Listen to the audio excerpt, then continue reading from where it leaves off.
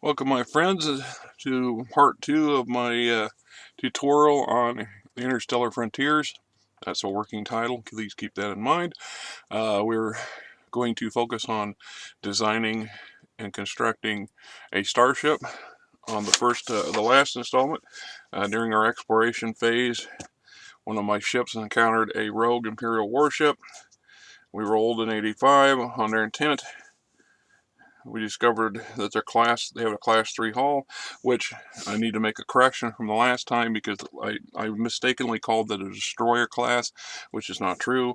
That would be a class 4 hull. The class 3 hull is considered a Corvette in the warship class, which means the maximum mass ton is 449 tons. We'll explain that when we get to it. So, this is the blueprint guide. And I took a liberty of creating a build sheet from scratch. Traditionally speaking, I just use scratch paper. I'll take scratch paper and I'll do all the math, all the design work on paper, and then I'll transfer it to a neat created form like this on my computer for reference material. This is to help us work through it. Okay, so very first entry is creating ships and components, choosing a ship class.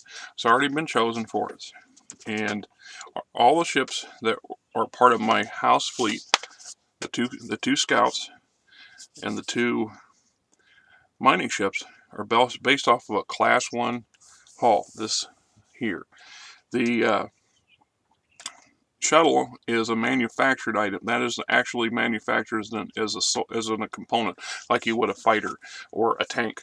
So it comes out of a factory or out of your shipyard, but is a single piece. It's not interchangeable with other parts.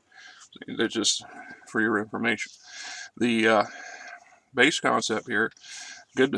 A good beginning is to decide what ship's primary purpose will be. Was a warship or freighter? In this case, we know it's a warship. Allows the designer to have a goal in mind. The hull class limits the total the component mass can be installed. The ship's mass tonnage is the maximum amount of components that the frame can support. Now, to clarify that, this is a Tech 3. This is a Tech 3 hull that we're looking at here, and according to the paperwork, it's 449 tons of max component tonnage. Empty. That means no cargo, no attached shuttles or any of that stuff. The maximum component capacity of anything we put in the ship cannot exceed 449. Now, it can come in less than 449 and still qualify as it is class. Now, it's not likely that it's going to get below 300 because the minimum components needed to make it function would bring us up into that category. But it is possible to have a 310-ton Corvette if you're talking bare bones with minimal amount of material in it. Although, if you significantly change that, it may not be considered a Corvette at that point. It might be considered something other than a Corvette. Okay. So I'll move over here to the section on Corvettes, or Class 3 hulls, and we'll talk about that for a minute.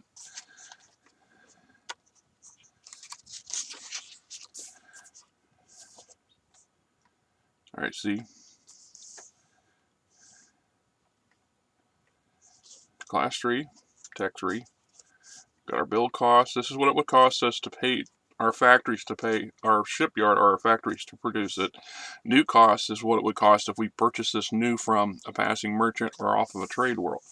The hull mass itself is 48 tons. So all ship components, including the hull itself, has a tonnage. So we're going to put down, in this case, 48 ton for a class 3 hull. Now what that defines is it has 3 sections. Sections is, by my standards, is pieces of the hull divided by, let's say, a bulkhead for security, for safety and security purposes. It also can be considered 3 decks if that's how you wish to choose your view of your ship. That's a personal function. In my case, I divide it into a bow, a core or a central section, and an aft section. That's a personal choice. In combat, it's possible to literally blow the aft end off of a ship, and if the ship still has enough sublight drives and a fuel capacity, the front half could still function in a limited capacity. And vice versa, you could blow the bow off of a ship and it could still escape into jump if it's got the proper mechanics. That's for another day. That's not for this. The armored section, each section has 90 points of armor and a damage reduction of 9, with the overall maximum tonnage of 449. Now, you cannot add additional armor to the hull. And when we talk about a hull, we're talking basically the shell or the framework of a given ship. So it's already pre-built at a factory or a shipyard, specifically in this category, so it has a fixed amount of armor and a fixed amount of damage reduction.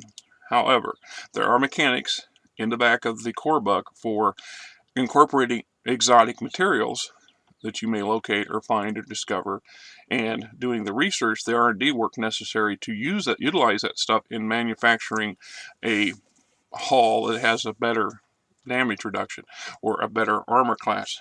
That is also not part of this particular tutorial. Just wanted to touch on it. The section below here, this is the material need required to manufacture your own hull. So in this case, we need 12 tons of construction material, 6 tons of hardware, 4 tons of heavy steel, 6 tons of machinery, 15 tons of steel, and 5 tons of tools. Now, I know that sounds ridiculously low. Keep in mind, this is a game system, not the real world. So in reality, when we talk construction material, there might be hundreds of different items that went into this. The same with hardware. There might be hundreds of different things that went into this. Now, there's other obvious missing things like electronics and stuff like that might be incorporated in it, but at these lower levels, these are more bare bone material than exotic. So we don't need that sort of thing because that stuff comes in other components. And as a choice factor, from the design perspective, I didn't want to overload these early designs. It's hard enough in the game to accumulate enough of this material on a regular basis to keep producing these things in new numbers. That's also for another tutorial down the road. So, in this case, I've already wrote down the hull class, its max tonnage, component tonnage, 48 tons, section armor rating is 90, damage reduction is 9. So, that would mean that this section has 9/9,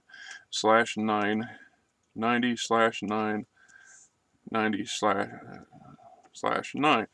That way, if we go into combat, somebody fires a laser cannon and it does 20 points of damage, we would deduct 9. We would roll to see what section it hit first, or depending on the facing on the combat map, might determine which section got hit. We'd reduce the 9 and any other negative factors, and transfer the remaining amount. So if it hit with 20, minus 9 is 11, we then have 11 points of damage on the hull, which then would now be 79 points, and so forth. And a note, damage reduction is constant. So even if the hull section is reduced to 2 points of armor, its DR is still 9. So that is just something to be a factor, or keep in mind. Wow. Okay. And I won't go into the larger and heavier ships for manufacturing bigger cruisers and things like that, because that is also not pertinent to our particular goal today. Now we're on to the navigation computers. The Navi computers are necessary for controlled and safe star travel. Without a working Navi, a starship enters nether space blindly, see a blind jump. Data banks in most starships retain information on a 1-6 to +1 star system. Information includes 10% slice of the system. Okay, for the most part, and somebody asked, I think Angel asked this in my last tutorial, why don't we just do scans of all the surrounding systems? And we can. We sit there in a safe system and scan the neighboring light years. The problem with that is you're still going to use consumption of fuel and supplies, or supplies anyway, and you only get to do it once, one scan per turn, per cycle.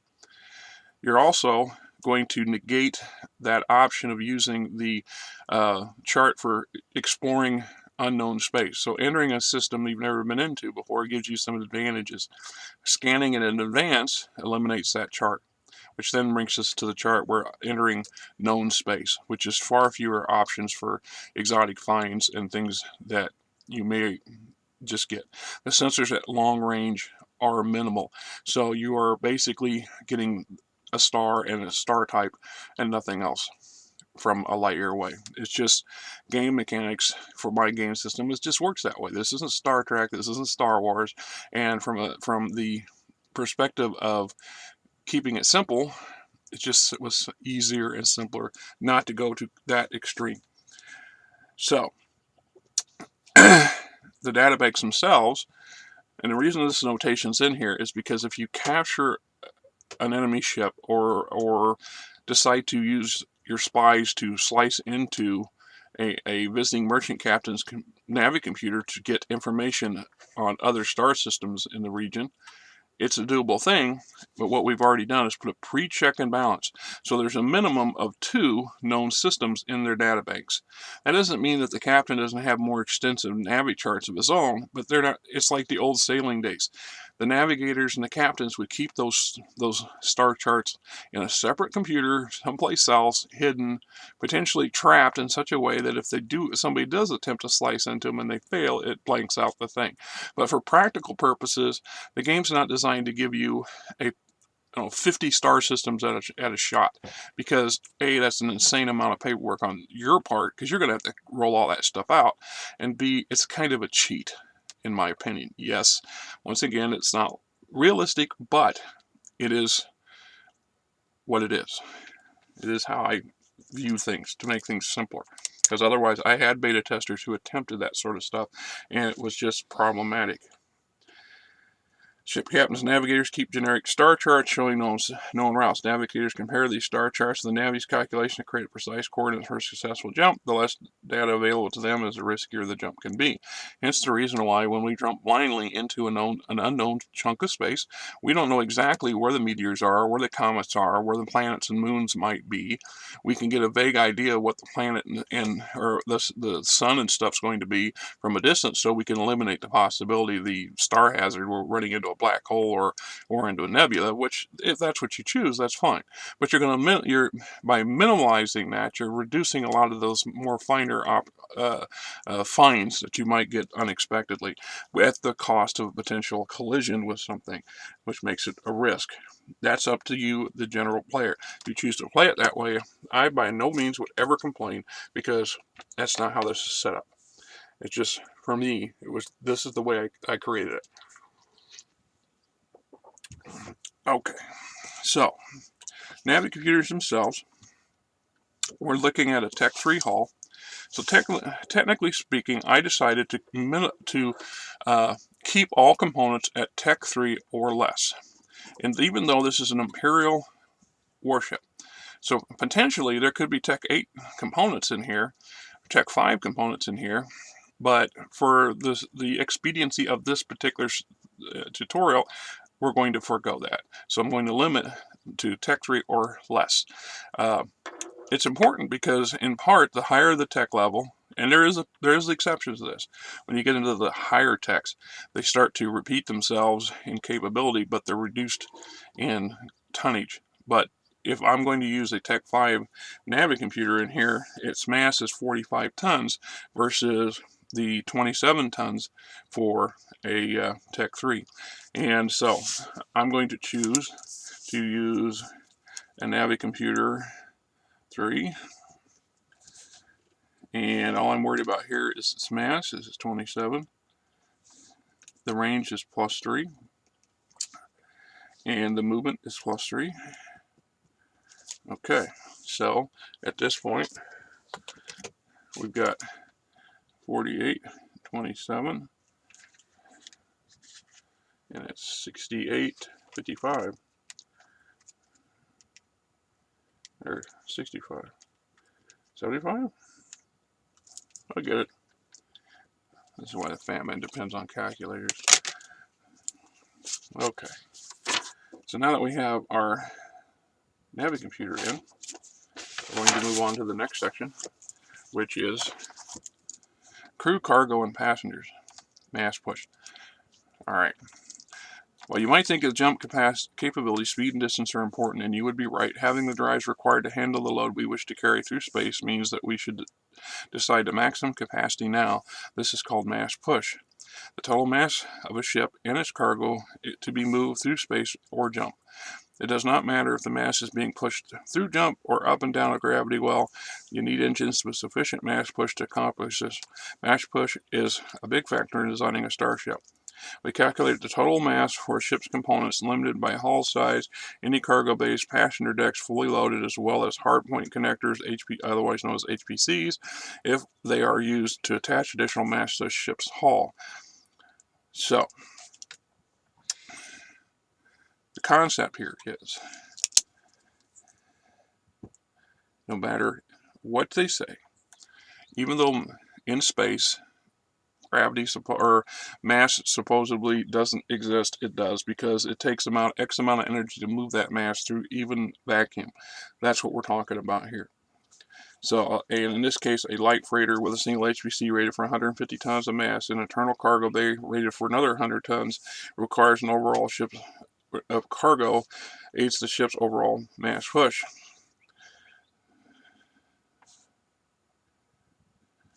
Yeah.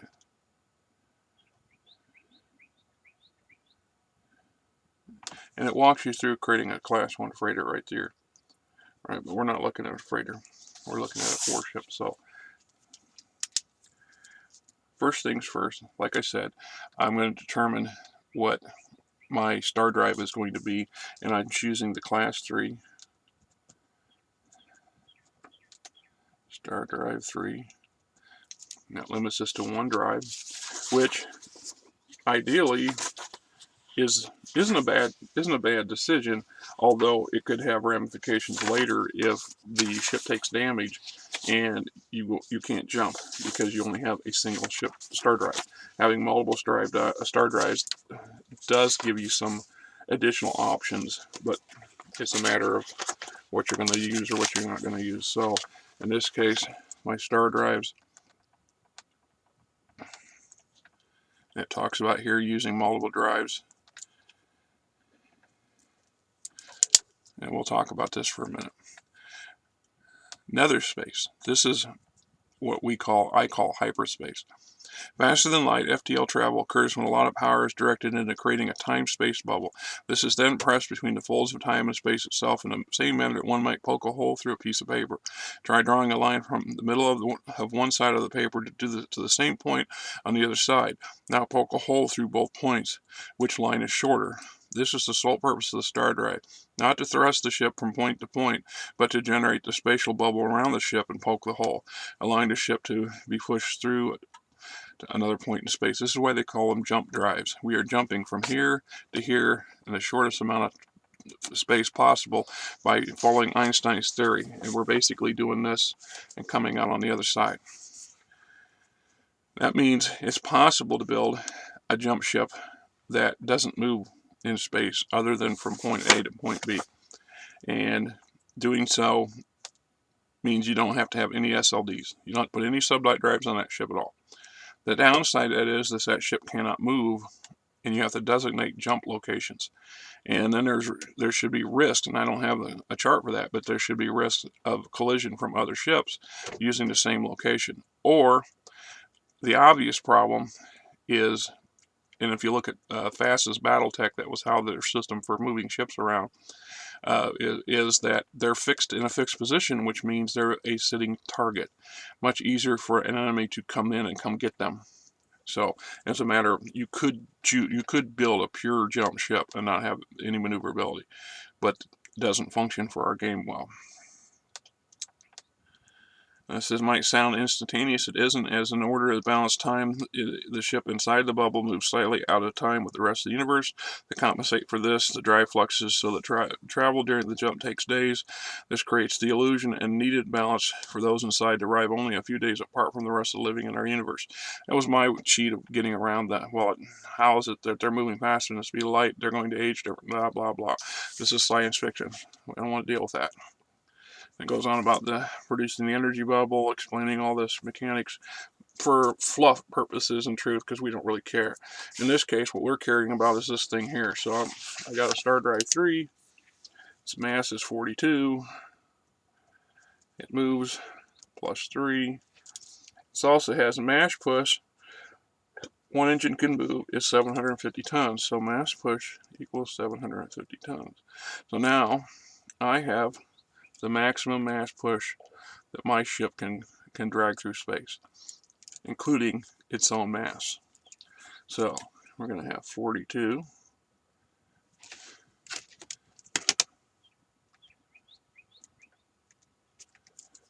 gives us 117. So we're already almost a quarter of our way through our ship's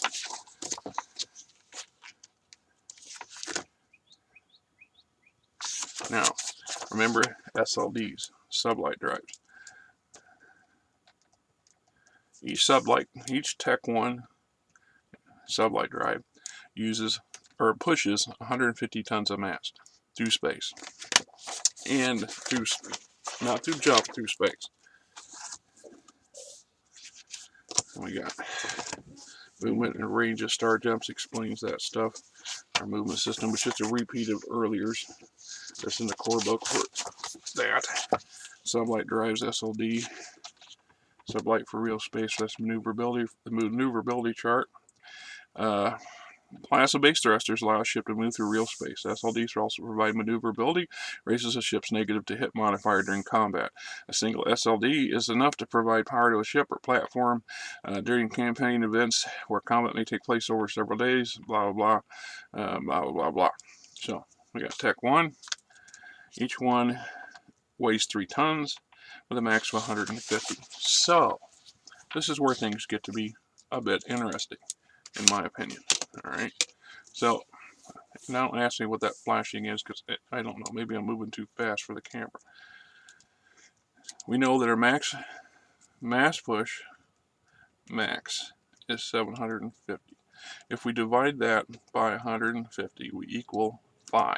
So we need a minimum of 5. I'm going to double check my math because I'm not a math whiz.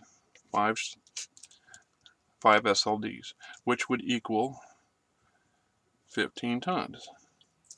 Now what this gets us is the ability to move this ship through normal space, around a solar system, for example, or in combat, and through jump, because the star drive creates the bubble, the SLDs pushes the ship into and out of the jump position, if you will, and more.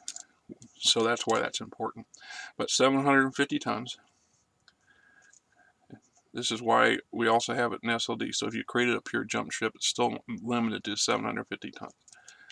Now, obviously, if we're only at a ratio of 1, our maneuverability or our movement is, in this case, it's 2 for 1. So we can move 2 in combat. Let's say a ship with a max ratio of 1 to 1 would move 2 hexes in a given combat turn, which is extremely slow. Which isn't a problem if you're a freighter. This is a problem if you're a warship, or if you're a freighter that wants to outrun a pirate or try to at least have a fighting chance of getting away. So what we have is we have to create additional or add additional SLDs. The rule of thumb is we first have to break the initial dampener, or that's what I was looking for earlier.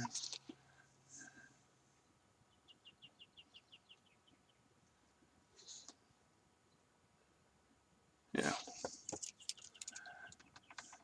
It says each SLD1 has a mass push of 150. The light freighter requires a minimum of 4.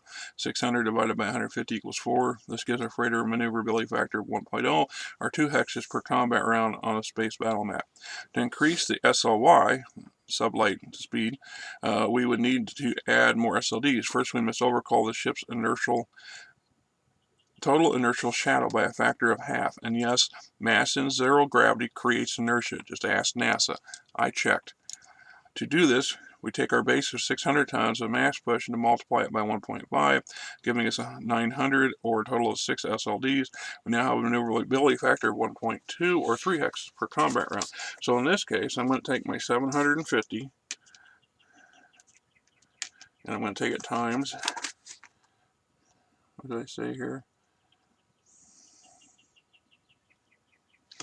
Times 1.5. Come on. He's smarter than the calculator. So for 1125, divide that by 150 is 7.5, rounded up is 8. So we're going to add 3 more to this.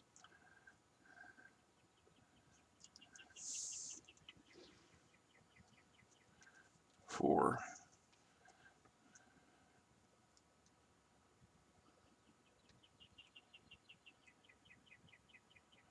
this is maneuverability of 1.2, or 3 hex per combat round. From here it gets pretty simple. We've already broke the inertia. So on our particular, now there's a multiplier for larger ships. When you get up to the categories of the cruisers and things, you need to increase this by a magnitude, but we're not at that stage. So if we want a maneuverability of 3, we're going to add an additional 15. Let's say 15, but that don't sound right. 8. Okay, we're at 1.2 now, and we increase this by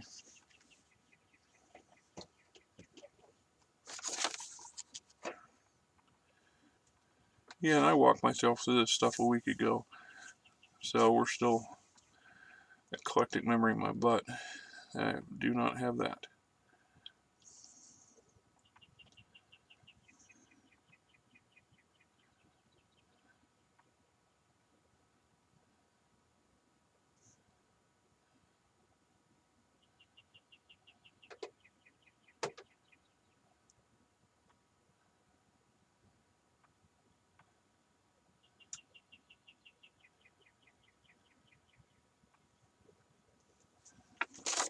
I used to get every extra 0.2. So we would need 4.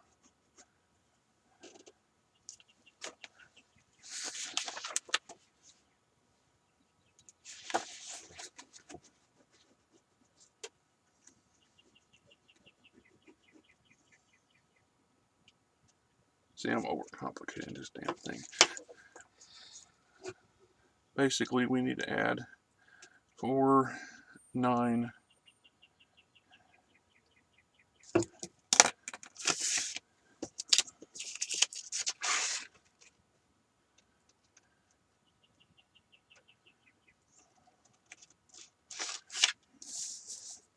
you're going to add 10 more of these things. So we're going to add 10 more.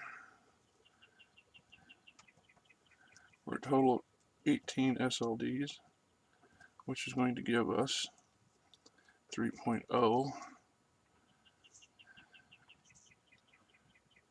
maneuver. And we're going to have, and I'm going to put 6 in each section. So 18 times 3 is 54. 17. This is probably the most complicated piece of figuring out a ship design, is this mass push issue. This maneuverability gives us a maneuverability of 3.0, which in hex terms, we come over here to 11 hexes per combat round. So it means in a map, this thing can move 11 hexes in a given combat round, as opposed to, say, the freighter that's moving at a 2, not so much, right? Far, far faster. And then we're going to look at the maneuverability to hit modifier for 3.0 is negative 30%. So to hit mod equals negative 30%, which makes it much harder to hit. So when this thing's maneuvering at its maximum speed, it's going to get a negative 30 to hit, and which is a good thing, in my opinion. Now, one thing to consider, just because it says 1,125 mass push, that doesn't mean the ship actually has that much mass. It has, because we factored our formula here off of 750. Love the shadows, right? We got plenty of light, except now the sun's giving me a shadow issue. So 750 tons is our max push for this ship. And I'll make that notation down here. 750. Now, why is that important? Because this is just because it's a warship doesn't mean we don't want it to have some capacity for things like supplies. So one of the things we're going to do is we're going to add a Tech 1 cargo bay. The cargo bays, in this case, has 100 metric ton capacity max. You can put bigger cargo bays, or you can put multiple Tech 1s on there. It's a matter of choice, but it's also a matter of affecting this. So, of the 750 tons of mass push,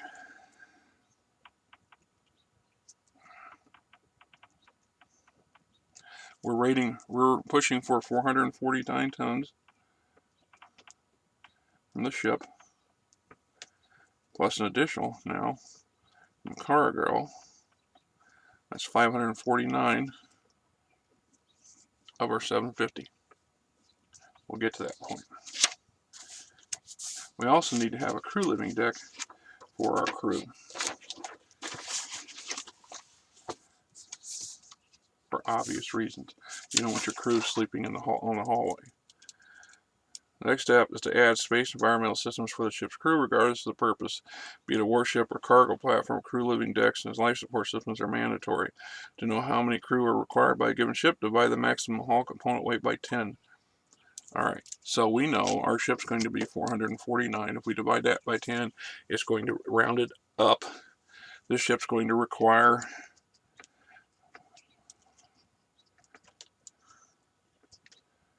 45 people. 45 people. In a pinch, a skeleton crew is 10%. So 5 people could operate this ship and get it from point A to point B, but they couldn't fight it. They couldn't operate it. They couldn't utilize any of its stuff other than just driving it from point A to point B.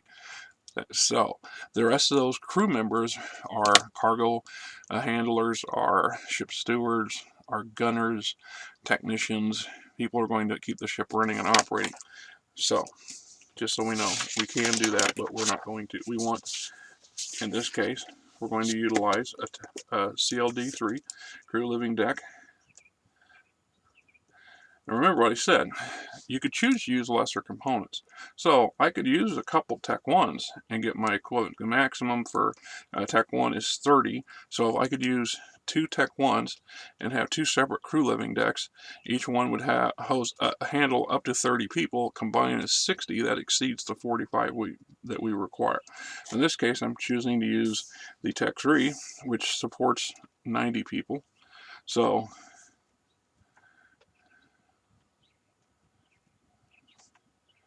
in this case, the crew equals 45 And we now have space for an additional 45 passengers or troops. It's a matter of how you look at it. And I would imagine this being an Imperium warship that there's at least one platoon of Marines or some kind of military unit on board, plus some specialists, who knows. But we're choosing the CLD3, supports a crew of 90, so we have another 26 tons to add.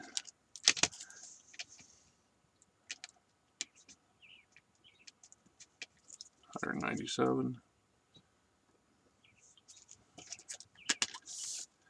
We're not going to have a passenger deck. We're not going to have an entertainment deck. We're choosing not to put a barracks deck in here.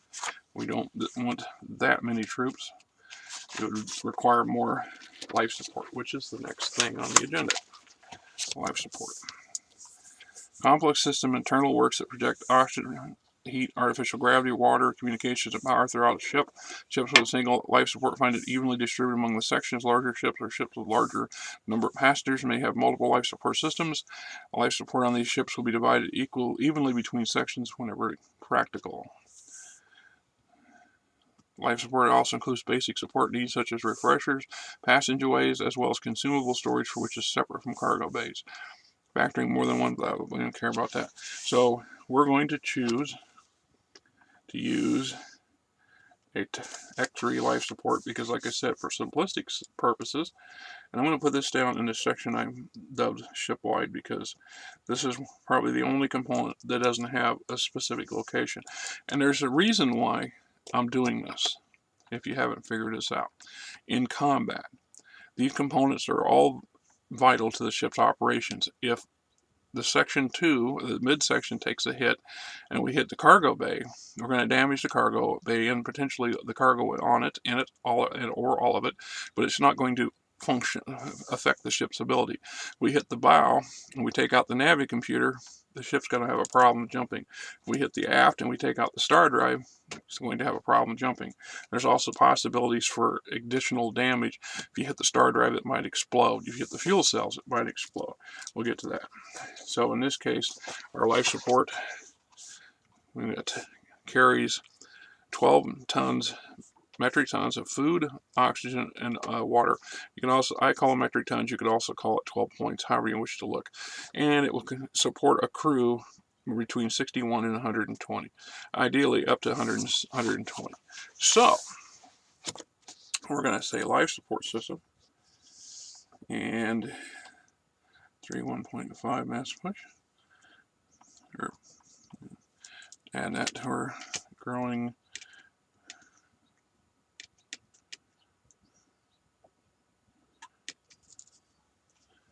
is 228.5. Food, oxygen, O2 equals 12.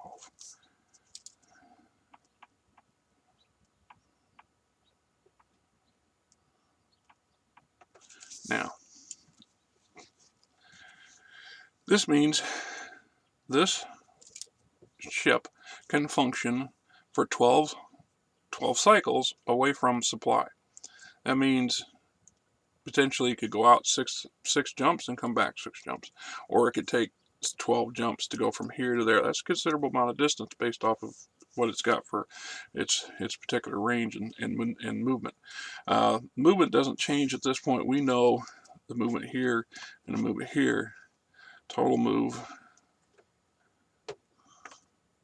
equals 6. So this ship can move through jump 6 light years at up to 6 light years at a time in a single jump. That's basically what that's going to tell us. The life support system can exceed our maximum capacity because we're taking up to 90 passengers and crew.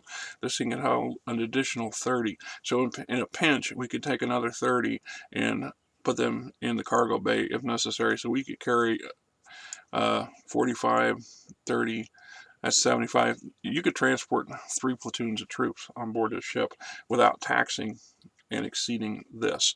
If we exceed this, we have to factor. So if we exceed this by double, somehow we cram 240 people on board, we're going to use 2 points of supplies every round, or every cycle, which means our range and durability has been halved, and it would be very, very cramped in this vessel. Potentially unhappy people, but we're not worried about that sort of thing. We already got cargo bays. The lifeboat bay. There's an option. If you're pushed for space, you can always choose not to have these, but there's cost for doing so. In a rare case, their ship runs into trouble, it may be desirable that our experienced and valuable crew have a means to escape. The LBBs are cheap and weigh only half a ton each. A lifeboat can hold 10 thingies and carries emergency supplies for 10 cycles. And no, you cannot tap into these emergency supplies to replenish the ship's life support system. You could, however, launch the crew in them in hopes of extending their time until rescue. The lifeboat has a movement of sublight speed of 3.0 in space and 100 kph extra through an atmosphere. Once landed, lifeboats cannot take off. They're one-shot wonders. Launching a lifeboat disables the bays. Lifeboats are not reusable, blah, blah, blah. So if you did launch your lifeboats for one reason or another, and you recover your ship, you're going to take the ship back to the starship, to your starport, and reinstall new LBBs if you choose. That's up to you. So, our question would be, and I'm not questioning it at all, I know I'm putting them in there. So the question I'm going to have would be do I add enough for 120 or enough for 90? I'm going to choose to go with 120. It means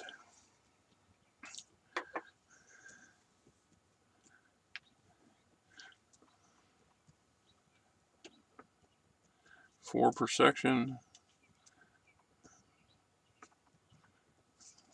So my life support, my lifeboat bays actually exceed my ship's complement and passengers by a factor of 30, which gives us potential for those extra people we could be carrying to salvage them as 2.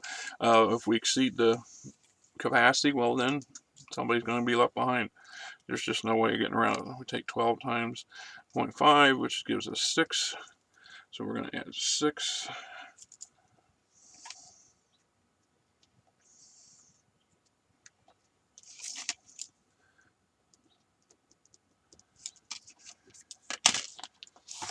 Could. Don't need to. Cargo bays and moving colonists. This kind of talked about what I was talking about. It's possible to take our mining ship, for example. If I want to move some people, I could choose to use that 100-ton cargo capacity and carry 100 people at a cost of my life support. And that's a ratio of 1-to-1. 1 person per metric ton, which is them and a little bit of their gear, so to speak. I also have rules on slicing into ship systems, but we're not talking about that today, so we're not worried about it. There's our cargo bay section, which I already did. Actually, I didn't add it. I didn't add the mass. The cargo bay is 17, because I'm using the Tech 1 version.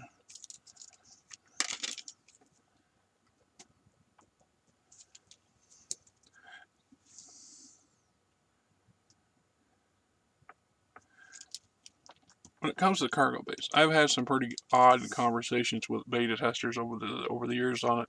When I say 100 tons, it's 100 tons, it's 100 tons. They start arguing things like space. Well, if this thing is a single 100 tons, but it's 50 meters high, it wouldn't fit in our bay, blah, blah, blah. And I could say that you're right, probably it wouldn't, but we don't care. In shipping concerns, this 100-ton capacity bay is going to carry 100 tons of feathers or 100 tons of steel. It doesn't make a bit of difference. In the case of having spent a good decade working on a loading dock, loading semi-trucks, I know that the mass capacity of the trailer dictates how much stuff you can put in it. So if we put, feathers in the back of it, we could literally pack the thing to the ceiling and cram them in, even keep cramming and pushing and pushing until we got our maximum amount of 48 tons on there. Or we're talking steel, we might only have, you know, a layer of steel a few inches thick or 6 inches thick on the deck of the trailer, but its mass is still equaling to or just coming up short of the capacity, the maximum capacity for the trailer itself. So I never cared to argue that stuff, but I've had players who seem to get some strange view on that, and I got to change that because I got the wrong one. That's 11.5, not 17. 17 is a class 2. By God, we can't cheat ourselves of anything because we're going to bring this thing really close to its maximum. Okay, so now we got our cargo bays. Potentially we could have a small craft bay, although this Corvette's not really designed, its size limits these things, because not only when we include something like this, not only do you have the weight of the bay itself, but you also have to, for mass push purposes, account for its cargo. So if I utilize a Tech 1 which has a capacity of 600, potentially I could put 10 60-ton starfighters on it, and that's going to require an additional 600 tons of capacity. So not only am I adding to the capacity of the ship, but I also have to add a launch bay system and some other things. And there's a term for it. It's called a pocket carrier, and I've built a number of them. This is the poorhouse, the beginner house's version of a carrier. And the downside to it is once you put all the necessary support systems, life support and crew decks, the launch bay systems, the ship ends up with very low maneuverability and a very poor shielding system, because and almost no weapons whatsoever, because its sole primary purpose is transporting them fighters through space. Now, that's neither here nor there. We're not designing that, but it's some interesting thing to keep in mind. It's one of those things, like I said, I've had a couple players that just love this particular stuff because they spend hours coming up with concepts after concept after concept. Okay. Now, we also want to add 2 HPCs. You could add a maximum is 2 HPCs per section. So in theory, I could have 6 of them here, but my mass push capacity is limiting how much I can attach to them. What is a hardpoint connector? It's basically a combination airlock and grappling or mounting system for other things, for carried cargo. So if I wanted to carry cargo pod, I would attach it to an HPC. If I wanted to carry that shuttle, I'd attach it to an HPC. If I want to carry starfighters, I attach it to the HPC. Although starfighters are not designed because they don't have built-in airlocks. Something to keep in mind. You can carry them that way, but you would have to do an EVA, and it takes time for your guy to get out and get in. Lots of valuable combat rounds would be wasted trying to get your pilot into the dang thing. So, something to keep in mind. The basic idea here is a reinforced heavy airlock with a series of clamps and cradles designed to allow pods, small craft, and other starships to be docked. So, this Corvette could potentially, if its mass push is sufficient, carry a scout ship along, or a number of small craft such as shuttles, which is probably what it would have. Or it could extend its range capacity by adding cargo pods or supply pods or a number of other pod configurations. The limit, however, is still based off the mass push. I still want to add, so I'm going to choose purposely to add 2. And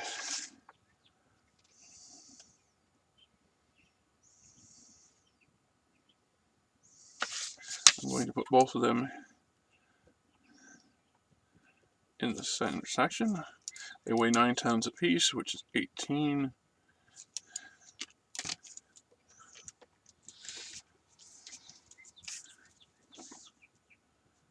264.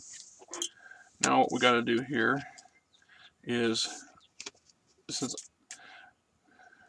yeah, we can't get to that. We'll have to get to that here in a minute. But we know 9 times 2, and we will figure that out here in a minute. Also, I'm going to choose to use a ballistic style weapon system, which requires magazines, a weapon magazine to be attached for continued supply. Weapon magazines, or we also know as WEMAG, specialized compartmentalized ammo storage systems. If you were carrying a missile battery, you would need these things. If you're carrying a naval autocannon, you potentially need these things. If your warship is expected to be able to extend its combat life, it needs to have a place to pull ammo from. In theory, you could put ammo in the cargo bay as part of the cargo capacity, but it takes time. In combat, there's not time to shuffle a cargo of munitions from here to the guns. So if the guns run out of juice, run out of firepower, they're done for that particular cycle's worth of combat. Because this is a non-move action. You would have to utilize your ship's non-move action during a cycle to transfer weapon grade material from the storage compartments to the guns themselves via the ship's hallway. So you'd have your crew out there lugging this stuff down the hallway to where the gun batteries are to reload them. Not a good idea. And they come in two categories, a Mag A and a Mag B. The Mag A is 80 tons, Mag B is 20 tons. In this case, I already did some preliminaries on this thing, so I know I want three of the WEMAG Bs. So I'm going to put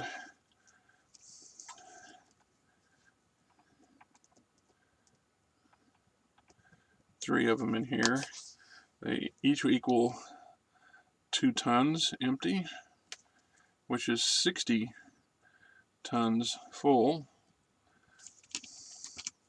and an additional 6 on my ship's mass. Okay, now at this point, I know I'm not going to add any additional components that require mass push. I've hit my max push ceiling, and so we're going to walk that down. Where we have our mass push, a limit of 750. The ship is 449 maxed, 100 tons of cargo.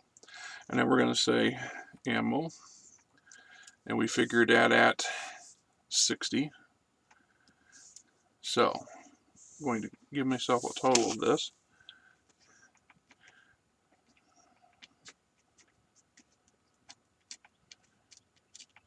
$609.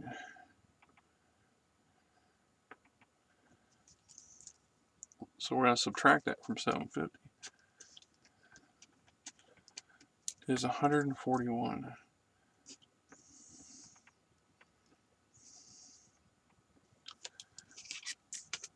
And we're going to return to our HPCs, our hard point connectors. Remember, mash push.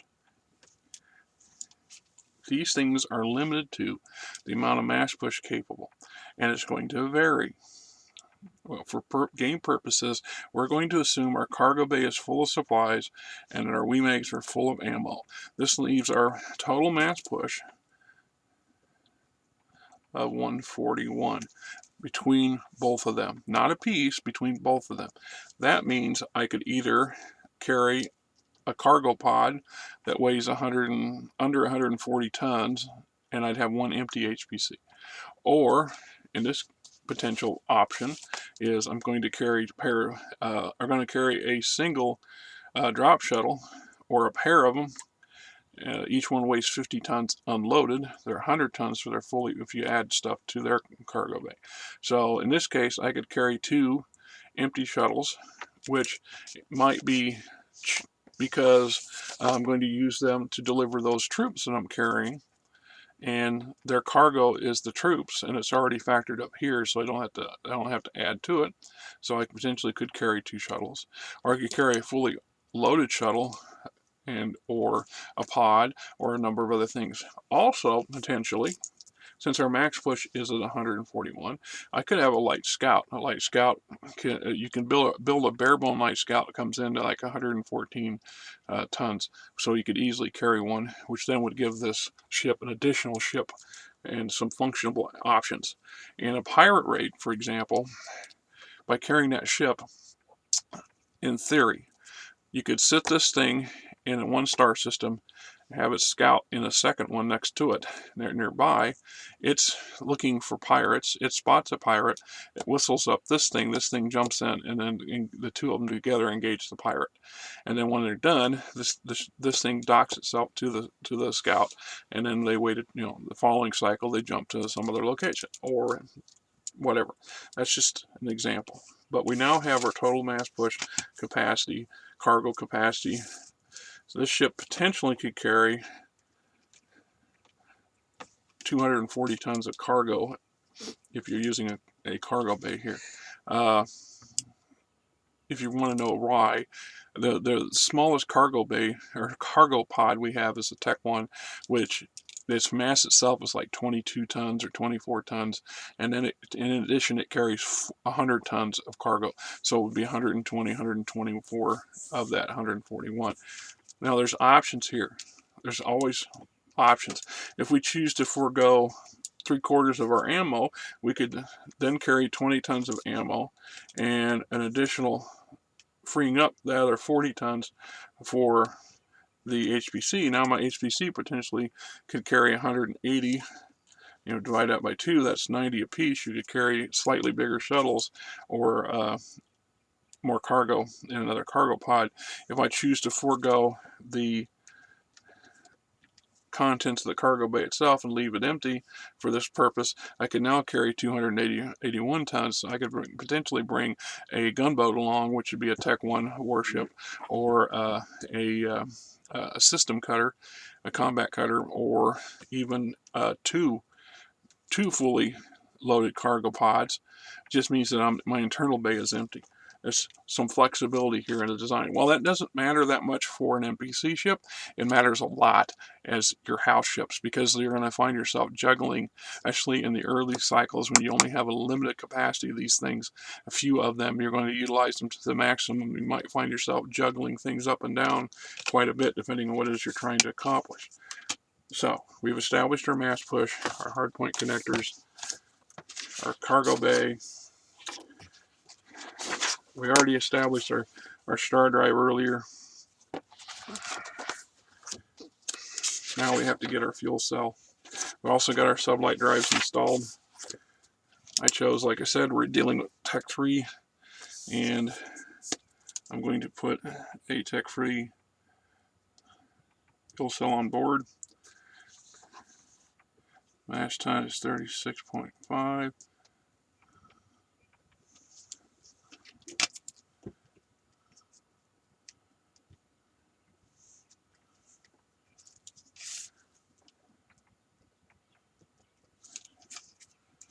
Has a range of 6, carries 20 tons of fuel. So, a couple new factors. We know that our ship's move is +6. Its range is 6 + 3 for 9. So the Navicomputer adds to the range, the fuel adds to the range, that's where our 9. Navicomputer adds to the movement, and the star drive adds to the movement. So now we have a +6. There's a discrepancy. I'll grant you that. In theory, this ship in one turn, one cycle, can jump 6 light years.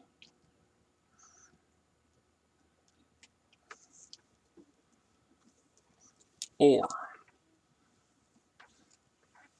it can jump 9 light years in 2 cycles. Now why does this matter? Well, I'll tell you why. For 2 things. 1, if I choose to go 9, I'm going to still use 1 point of fuel, not 2. I'm going to travel 1.5 times the distance for that one jump. And my ship's going to remain in transit. So on my next combat, or my next cycle, if I jump on cycle 10 and I choose to have to go to its range, it's going to be cycle 12 before I can utilize the ship. I'm not going to, on cycle 11, the ship's still in transit. There's nothing to deal with. There's nothing to change. There's nothing to check. And I'm potentially avoiding an encounter. So, and if I jumped 6 light years or less, 6 light years in the first combat or first cycle, coming out of cycle 11, I would then enter a system, whether it's a system I know or a system I don't know. There's a chart to roll, and there's potential for encounters or collisions or whatever. If I'm jumping the max range, at this point it's going to overshoot that, and it's only going to have to deal with it on the second cycle out. So on cycle 12, so we're not going, because if I went this twice, cycle 11, I'm going to make a roll. Cycle 12, I'm going to jump again, make a roll. Now, there's desires to that. If I'm exploring and I want to explore multiple systems and I'm leapfrogging to build a trade route, that's something you want to do. If you're traveling from this system to that system and you want to fill in, I might come out in a system between the two that I know I've already explored partially and have it come out and hit a different percentage of the system. Each time I pass through, I'm expanding my knowledge of that system. At some point, I'm going to hit the 100%, and I'll already have explored as I go. It's just an option, things to consider, right? But we also now know that our fuel capacity is 20. That means for our total mass push, I'm going to be able to go 20 jumps or 20 cycles without using fuel or needing to refuel, which in this case my fuel capacity exceeds my supply capacity. Now this means the ship actually can function further longer than its capacity to support its crew, which is why it was vital to have the cargo bay. I can carry an additional 100 tons of supplies. So if I know there's 100 and I need 12 to reload, divide by 100, I potentially carry 8.3 reloads for my supplies. So I can carry additional fuel. I could balance out. I could extend the range of my ship and its ability to function away from a supply resupply for quite a while, depending on that capacity there. This also can give me stuff, like I said, equipment for exploration, vehicles, weapons, personal weapons, things like this. It's a matter of what you want to use it for, or just high value cargo if you're using it for transporting expensive stuff. It's a matter of whatever you, the player, is going to need to use your ship for.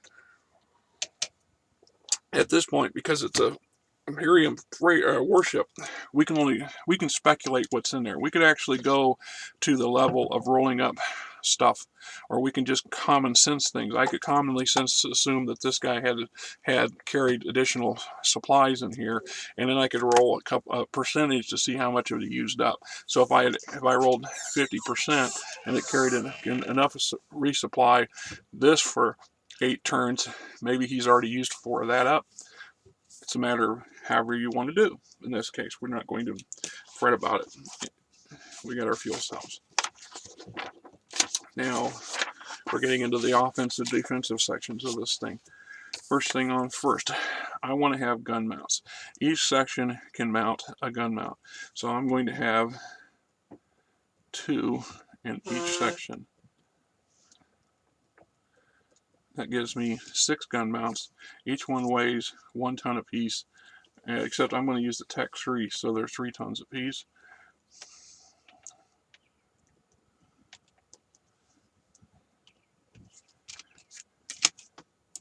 Three times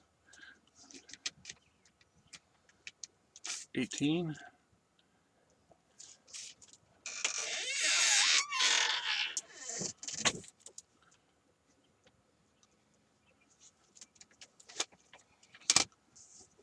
What are gun mounts? This is not to be confused with ship-grade naval weapons. You do not have gun mounts for naval weapons. Naval weapons include their own mounting systems. Gun mounts are personal-grade weapons defenses. Think of weapon blisters on the side of a ship. The quad guns on the Millennium Falcon would be gun mounts. This is where an individual or a team of individuals get behind them, and you might have anything from laser cannons to heavy machine guns in there, depending on what your ship's capable of. And yes, I don't want to hear well, you can't use a ballistic weapon in space. That's not true. You can. The Russians proved that you can. Do your research. Would I put a 50 caliber on a space shuttle? Probably not. Can I? Yes. Will it do damage? Yes. The Russians did do some of that stuff in the 50s, and they kept it hush-hush, but it's out there on YouTube. It's out there in the history. Just look it up. So in this case, the Tech 3 has 6 plus 6 points of hard point, or six hard points, and what that means is we can go later to the equipment guide and pick weapon systems. When I pre-designed my run on this, I went ahead and did that, and I added heavy laser to the front and backs, the bow and aft sections, so each gun mount has a pair of heavy lasers. The midsection has a single heavy laser and a medium-range missile pod in it, so it gives it a good range. Now, what these are, the primary purpose of these things, even the lightest ship can be armed. Collectively, as a threat against another starship, they're minimal. They're not going to do a lot of damage. Against shuttles, fighter craft, and on the ground, that's different, because these weapons are designed to work at that scale. These are small craft scale weapons, and if you were having your ship on the ground and some natives rush it, or a group of terrorists try to attack your ship can defend itself by turning its gun mount weapons against these opponents and help defense of the ship. So to me, it's a given to carry them. The same goes with this next thing, the ECM, the Electric Countermeasure System. Not all ships should need them or carry them. I mean, it's a matter of choice. If you choose to have them on your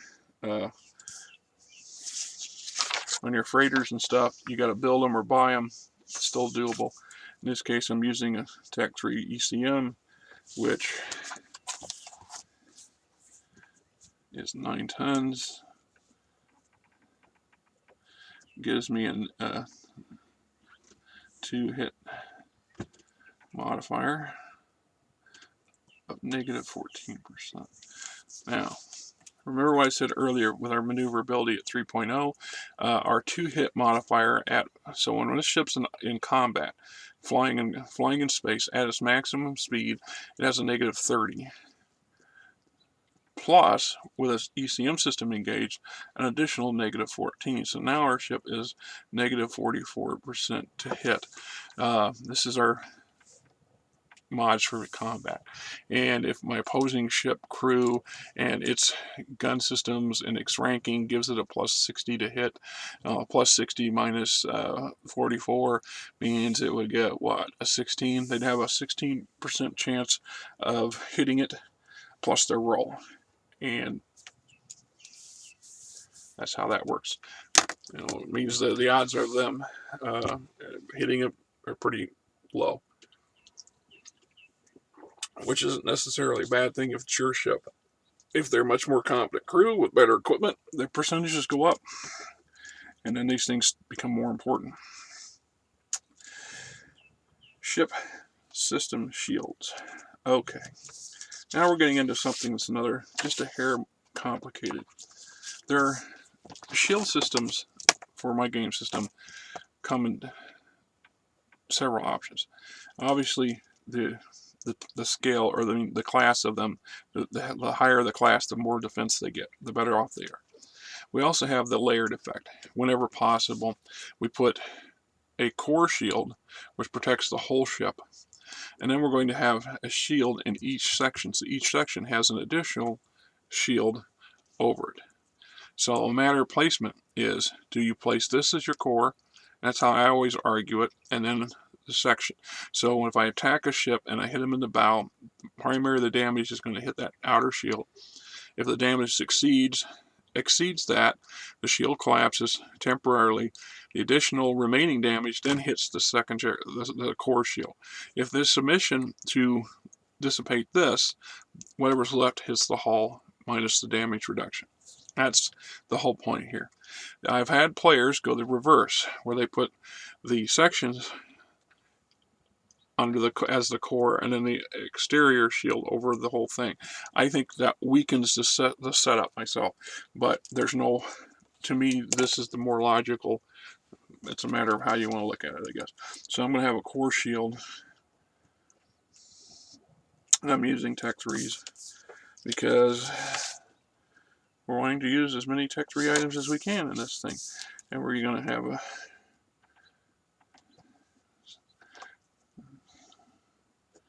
each section. That means 4 of these things. And they're not light. 23 tons apiece.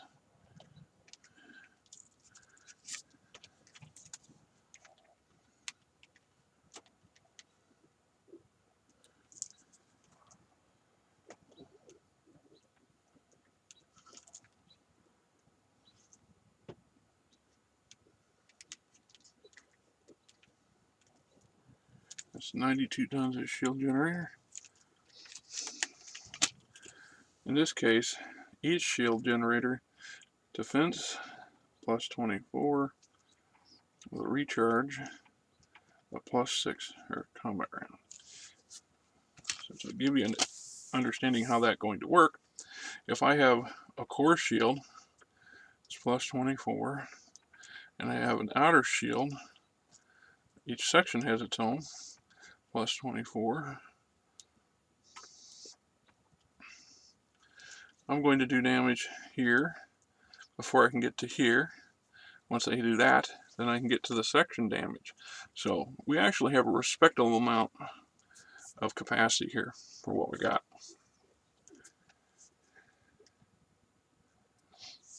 The recharge is what it means. You can recharge 6 points of damage per combat round. So if this gets shot up, it's going to take 4 combat rounds for it to fully recharge. If this takes part of the damage, it's going to recharge, take however many rounds it takes to recharge at plus 6 a round. So in this case, they're both recharging simultaneously. That means every combat round you have a minimum of 6 and a minimum of 6. The problem now here is if this is 6, this is 6, this is 6, and this is 6, and I'm dealing 40 points of damage, you're going to blow through these and hit those armor sections much faster. It is the way it works. But they still recharge. It's our system for shielding. That left us with, out of our initial 449, we're now at 416 in component weight. Gives us 32.5 left over.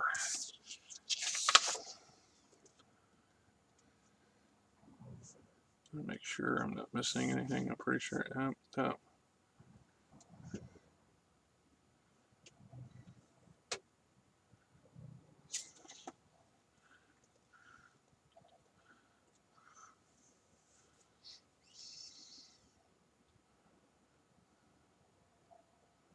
Okay. Then I want to put a weapon on board. Our weapons come in kinetic versions, missile batteries, energy-based weapons. Each has advantages and disadvantages. The kinetic weapons do a lot more significant damage. They also carry, they're faster and may last longer to operate, because you can have WMAGs, which gives you reloads, which you can instantly reload these things in a combat round. If you blow through all your ammo, reload out of the missile or out of your WMAG until it's empty. Missiles work the same way. Missiles have a much further range. Their damage is less, but you're firing potentially more of them. The bigger the bank, or the higher the level of the level bank, the more missiles they can fire. A Tech 1 only fires 2. A Tech 6 or a Tech 4 here has has 8. So potentially I can deliver 80 points of damage in a cloud of missiles. And we don't target the missile. In combat, you can choose if you want to have that many rolls to individually target a missile in single missiles, or you can just fire a battery of missiles at something, and if one missile hits, they all hit. That's the easiest way to deal with it. Or you can track all eight different missiles at a time. Problem is, if you're firing 8 missiles every combat round, that can become a lot of math to keep up with. I choose to go by the battery. The other thing about missile batteries is that they have extended flight capacity. That means you have up to 3 chances to hit a target. Once you fire a battery of missiles, they will either hit the target or not, or they'll travel the distance, the max distance these things can go, so they can fire at a much further distance and eventually catch up with your target, or until they run out of fuel, which is 3 rounds. These things have a duration of 3 combat rounds. But if they miss the target on the first round, the second round you get another attempt at hitting that target because the missiles are smart. They'll come back around. And then a third at no penalty. It's just a matter of can they keep up with whatever they're targeting. The other flexibility is these things can be partially loaded with FTL probes.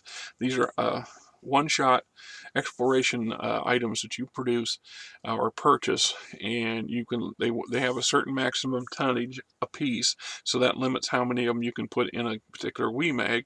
So if they weigh 5 tons a piece, and I have a 20-ton WeMag, I can put 4 probes in it, and plus whatever's in the battery, and so on and so forth.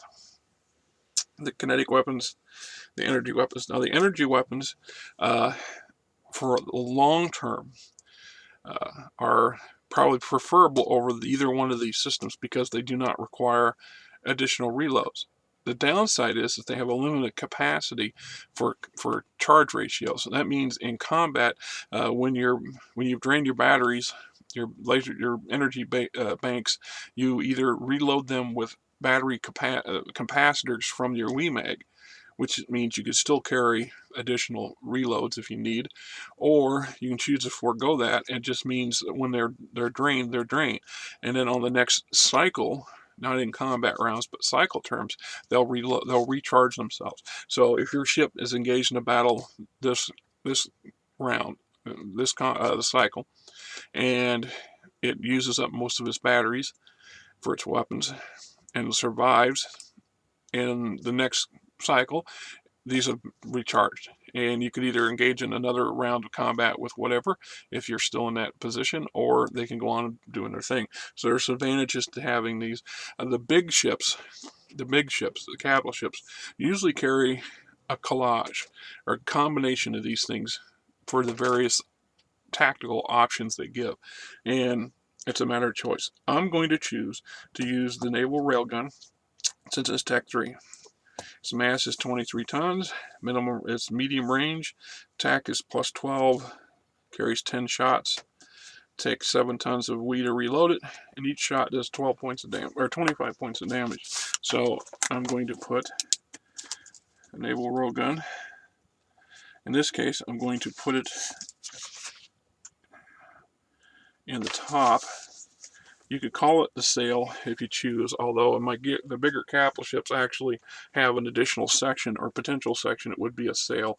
I just, for the lack of, in naval terms, you might call it a deck, but I don't like that term, so I just said the top. It's mounted on top of the ship. Advantages and disadvantages. It has an arc ratio based off of that. So in potential, if it's sitting on top of my ship, it can shoot 360 degrees. It can shoot up 180 degree arc. Problem is, it can arc down, let's say 270 total, but there's a dead spot because it can't turn and go shoot straight down through the ship. If I mount it on the bow, it has 360, 270, so potentially it's probably better off here than up here, but I chose to put it there. And of course in the aft it's the same principle. So if we had multiple guns, we'd put one here, we'd put one here, and have a better arc ratio. The downside is this weapon can't fire forward, this weapon can't fire aft. The top weapon, well, it can fire aft or forward, it just can't fire straight down. If I had one on top and one on bottom, this would solve that equation. So it's a matter of what you got. But I know it weighs 23, so we're coming up on our capacity.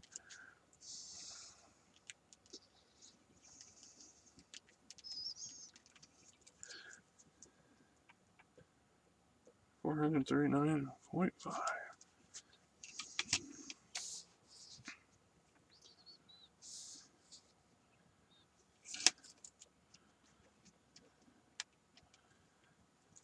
All right. That only leaves us with 9.5 tons of capacity. And what I'm going to choose to do is add a point defense gun, and we're going to put it in the bow.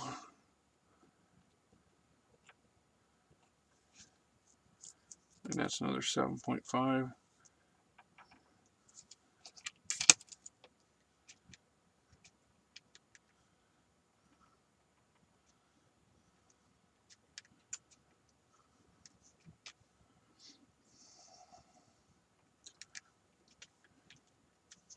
Come on.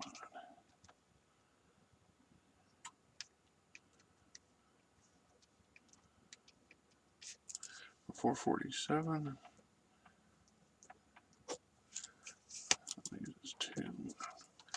Okay. Basically, your point defense gun is what that is. It is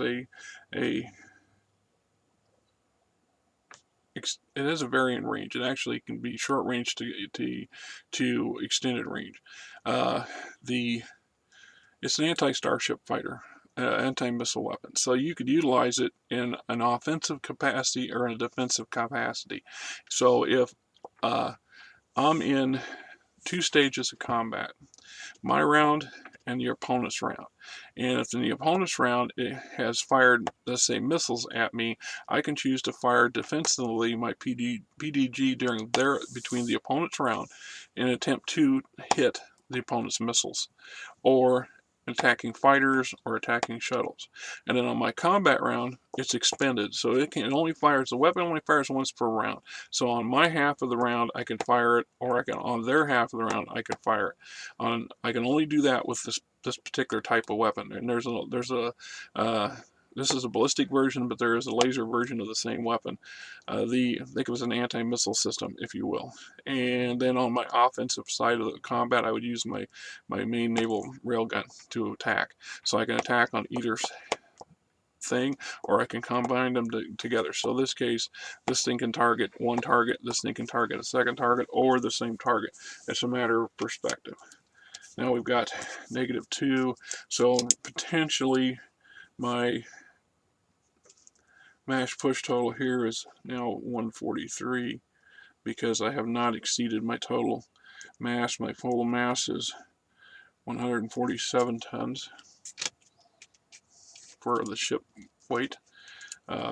Mash push is 750, so 750 minus 447. My total mass push capacity is 303. So in theory, if I kept my mags empty and my cargo bay empty, I could put up to one item that weighs 303 tons or less on a single HPC, or I could split that between them and carry a couple things. It's a matter of the versatility that you want to use in your system. Now that's pretty much what we got. Now there are additional systems that we didn't utilize. There's tactical combat sensors, but we didn't have enough mass. The Tech 1 version weighs 3.5. I only had 2 tons, so it wasn't enough there. Medical decks, science decks, for a construction package, mining package. So in the case of over here where I've got these mining ships, one of their components is the mining package, which takes up mass, which allows it to mine its stuff. Construction package is just that. It's the stuff needed to turn your ship into a construction ship. But that is neither here nor there. Then we have a section on small craft mostly for construction purposes. These are the probes I was talking about. A few other odds and ends in here. It doesn't apply right now, but not totally 100% done just yet. We're close. Alright, put this away. This is my worksheet, my finished sheet, because I'd already done most of this and typed it up. So now I have this as a record. I would keep this either in a folder or in my laptop, or both, since I have a tendency to blow up laptops. And now I have a generic Corvette, one particular design. And this could easily be a pirate, or a house, an opposing house, or a guild ship, or a wealthy individual's personal warship, what have you. And I don't need to go back and keep doing that over and over again, because I have a generic makeup and I could just plug in things. I could also make multiple different versions of the same kind of ship using different configurations based off of what's available and what I want to do, or what I roll. Rob Gustafson and I had a slight discussion along this stuff here a couple weeks back, and he was of the opinion that I should include pre-generated ships. There are a couple in the back of the core book, specifically these pre-generated. The mechanics, it's basically a version of this, but I had at one point, and I do someplace in my storage locker, several notebooks of easily 100 different ship designs that I purposely, intentionally created myself over time. And ideally, it is the premise for a fourth source book, if you will, and if we ever get to that stage. And of course, this is my game version of these things, like this, right?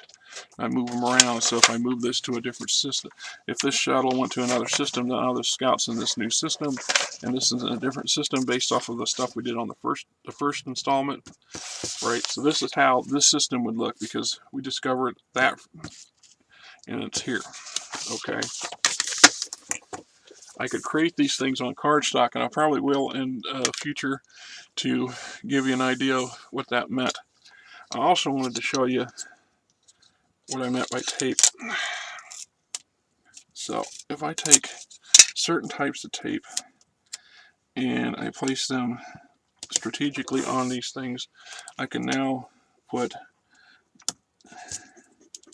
numbers and come back and erase them my next round. So when I change them to the next number, you see what, I can reuse this over and over. And if I make it on cardstock, I can then transfer this physically between this page and that page without fumbling with it on the computer.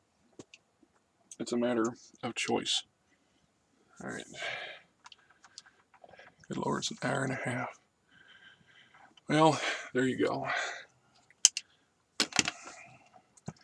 And I think we'll call it there.